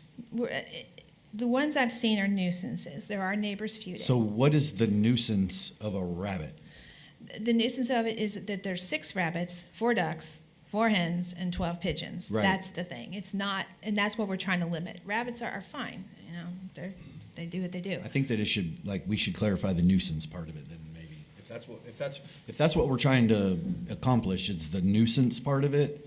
Right, well, all we can say is how many. We can't say that's a good rabbit and that's a bad rabbit. I mean, Maybe you could workshop this a little bit or something? that's kind of what I'm doing today. So perhaps we can remove the small mammals and small reptiles with emphasis small as from the one type of. And the one type would apply to pigeons, chickens, ducks, and rabbits. And only one of those. Pick your poison on one of them. But then the others, you can have turtles and guinea pigs and they can coexist, I hope. And Yeah, because like the little girls that have, 2 and 3 rabbits in the backyard, and then the mom wants 4 chickens. But for remember, these are eggs. smaller lots. These are ones that Right. are off the animal schedule most likely. Yeah, Yeah. 2 acres or less, or less than So- 2 acres, really. Only in those land development or land uses. Okay. So I think that's the confusion part of it, is we're talking about the 2 different things, the animal Right. schedule. we're and talking then about if things you're that not can't on meet the animal schedule. This is a special way to get extra stuff. Anything? I think everything makes noise except for rabbits. Turtles do not make noise. I mean, no. We're taking those out. Taking those 2 out. Then you got pigeons, I think they make noise. Quail definitely make noise. Chickens make noise. Ducks quack, I guess, so. 10 years ago, I was planning director at a different community, and I had an emotional support hen case that I brought before the Board of Commissioners, and it went terribly. And the chairman pulled me aside afterwards and said, "Do yourself a favor, don't ever bring chickens or horses up at a meeting again." And you can see why, because it's all over the place. People are super passionate about their chickens and their horses, and then there are people that are passionate that they don't want their neighbor to have chickens or horses for noise or smell or whatever. So it's a really difficult topic to And you've got horses and chickens. right. Yeah. Good job, Eric. And the animal schedule's going to stay. No one's trying to impact or take away people's horses. This is saying if you're on a smaller lot or one of the land use districts that doesn't even allow animals, you still can have these outside. So I think hopefully what I'm getting from y'all is the keeping of one type of pigeons, chickens, ducks, and rabbits is allowable with those limits. And then the small mammals and small reptiles would be whatever, would be left as however many you want to have or removed entirely. I'm a little, removed entirely because I'm just thinking of the large tortoises and the large iguanas and things, but if they're not on here, they're not allowed anyway. So, okay, we'll just take those out. Is that consensus? I think that addresses your concerns and what I'm saying. I'm looking at Joe and I'm looking at Denise. I need my input, people here. And then I'm looking at Jaw. Do I have a consensus for that? I think so. Okay, do we have anybody in the public who wants to talk about that? Okay, there you go. We're gonna talk about pets. 3 minutes. Okay, the issue is coming from You can say your 3730 name and your Hannah. address again, sir, for the record. Paul Darty, 3481 West King B Street. Thank you. We're currently sandwiched between a already passed by the county commission development called the Preserve with 838 houses getting ready to be built, and the crossings, which is in process for 1,000 or so houses, is what they say. We're gonna have a lot of these small lots adjacent to King B Street, which is all 5, 10-acre lots. Half the people on King B Street have large animals, horses, cows, pigs, etc. It's quite a rural street, as I've heard talked about before. If you pass this, and it does not include medium-density residential, every animal on that street is going to be illegal, because that is not on your list of included residential uses. Back in about, I think, 2009, the county, for whatever reason, chose fit to take the entire Laura E. Young unrecorded subdivision and turn it into medium-density residential plots, even though those have always been used in the manner I just mentioned. So this is a kind of self-created problem between two large lots, which are now the preserve and the crossings, which were always LDR star for the most part, and the commission has seen fit to make them MDR and put houses on them, and they're trying to do the same with the crossings. You're kind of putting us between a rock and a hard place. We are now the meat in the sandwich. Somebody's got to give, okay? Either put medium density residential in here so we can keep our animals and do what we've been doing for God knows how long, or give us a good reason why not. This does not make any sense at all as long as that designation is not in there. And that designation was pushed upon us largely by the county. My own particular piece has always been medium density residential. It's heavily wooded. I don't know how you'd begin to count the number of rabbits and squirrels and things that are on my place. I have owls, I have hawks, I have everything coming in there. Coyotes, you name it. Are you going to regulate those animals too with this kind of ordinance simply because they happen to be near a whole bunch of people on tiny lots? The smells, the sounds of a rural community are different than these high density developments that have been going through right and left in this county. Please think about this when you go to pass something like this. Thank you. Thank you. Next speaker.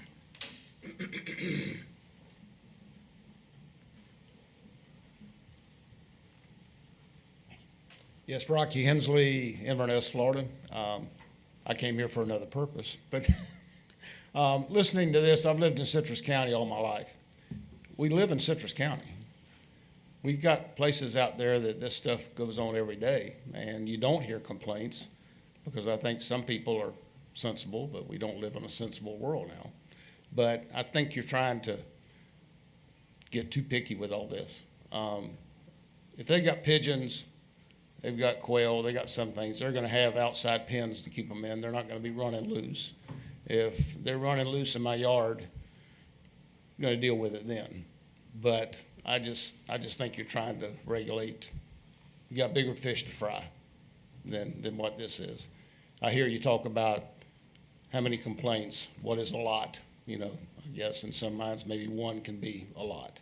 But they're going to come up regardless of what you do. My question is how many code compliance officers do you have hired here in the county, or how many do you have on staff? And you probably have openings for code compliance people. You're going to be having, you know, a field day with code compliance out there doing some of this. But I'm just not for this particular situation. What you've got under your current animal guidelines and whatever, you know, I'm for. So, thank you. Thank you. All right. Joanna. All right, to address the first speaker, he's talking about existing language where medium density residential and the animal schedule requires a conditional use. That's existing language that's been there for decades. That's not proposed to change with this ordinance. The second item is what you're talking about here. Those already are allowed, and we would be restricting the pigeons, chickens, ducks, and rabbits to one of if you're not meeting the animal schedule. And we'll just remove entirely the small mammals, small reptiles, I think is the consensus. I agree with Rocky. I'm not in favor of this. Oh, okay. Is that a consensus?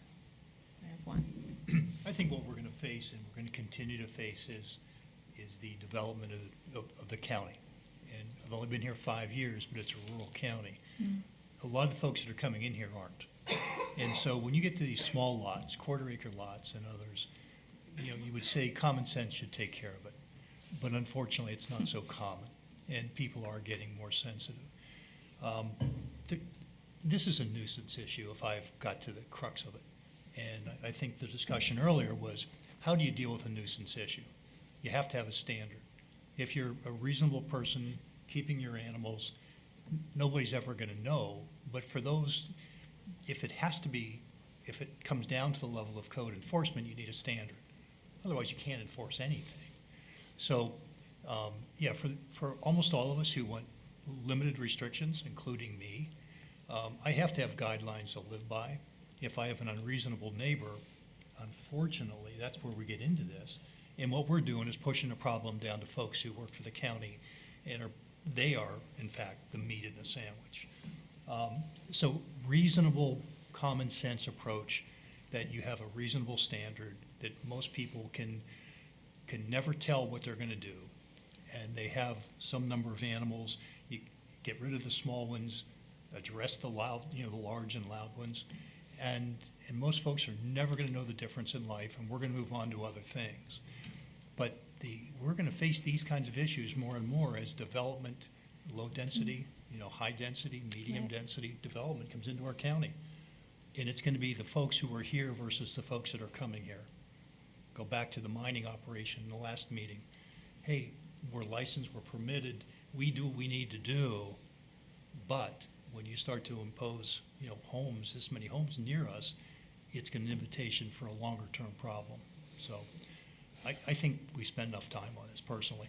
I think you get rid of the ones that don't make any noise, you address the ones that do, and I would support a rational, guideline, give code enforcement something to work to, and most of us will never even know about it.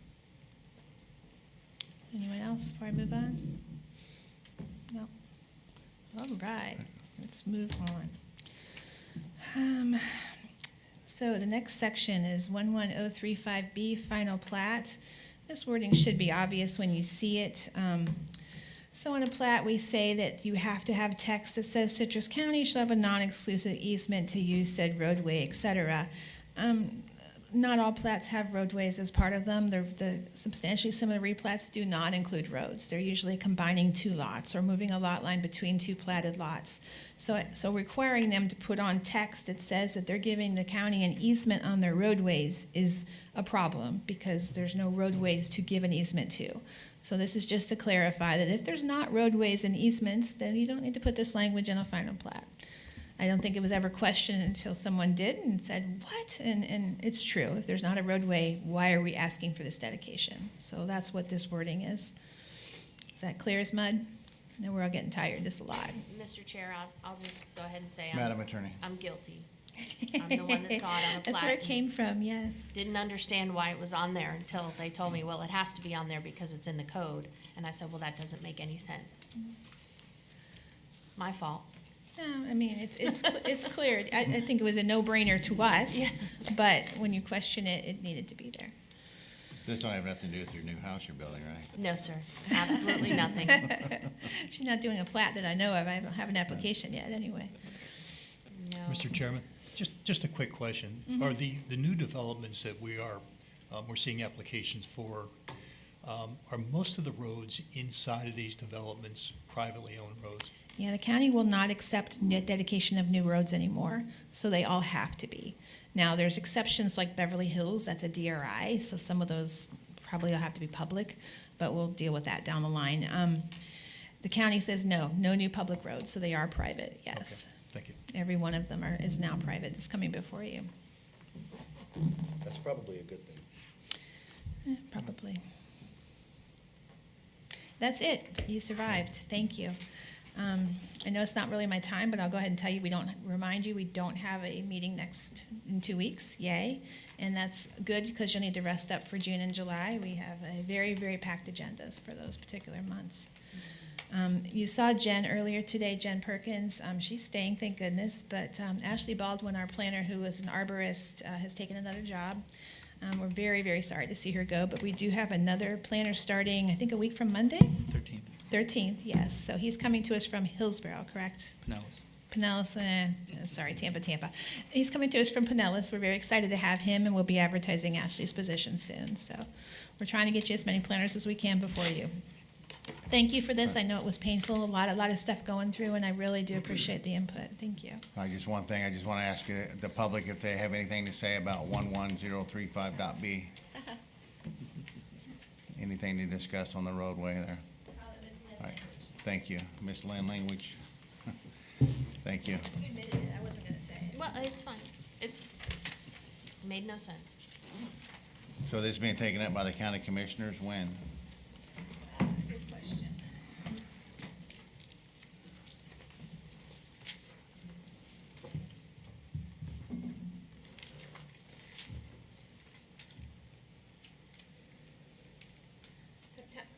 September 10th. September 10th. Yeah. And May 16th is canceled.